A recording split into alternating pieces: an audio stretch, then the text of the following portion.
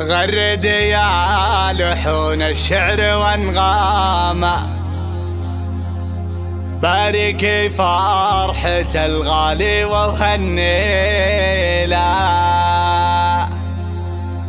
فهد اللي علومه تسبق ايامه، الحشيم اللي يسبق بالفخر جيله، الحشيم اللي يسبق بالفخر جيله.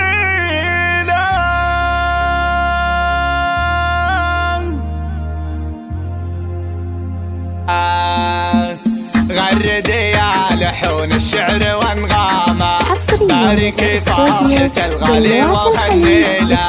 فهد اللي علومه تسبق ايامه، الحشيم اللي يسبق بالفخر جيله. زاهي البش تقبل شامخ الهامه، معرس الحفل بالتوفيق ندعي له.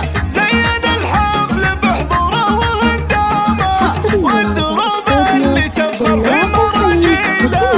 الف مبروك جعل السعد قدامه، ما يفارقه في يومه وفي ليله. والفهد في المواقف يبرز اقدامه، والعلوم الجزيله من محاصيله. محزم من حقابه عاد باحلامه، والمكارم تزايد في تفاصيله.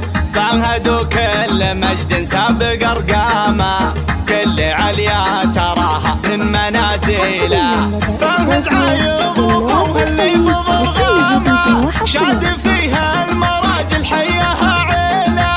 عايض ابوه شيخ الطب واعلامه، من شيوخ العرب تشهد مداهيله. نابت الهطله للمجد ومهامه، فعلهم في المواقف يعدل الميله. الحراره اللي حاز الفخر وسامه، قدرهم في الجزيره عالي تبجيله. غرد يا لحون الشعر وانغامه، باركي فرحة الغالي وهنيله. فهد اللي علومه تسبق ايامه، الحشيم اللي يسبق بالفخر جيله. زاهي البش تقبل شامخ الهامه، معرس الحفل بالتوفيق ندعي له. زين الحفل بحضوره وهندامه، والدروب اللي تفخر في مراجيله. الف مبروك جعل السعد قدامه، ما يفارقه في يومه وفي ليله. والفهد في المواقف يبرز اقدامه، والعلوم الجزيله من محاصيله.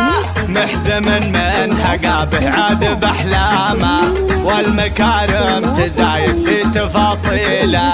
فهد وكل مجد سابق ارقامه، كل عليا تراها من منازله. فهد عايض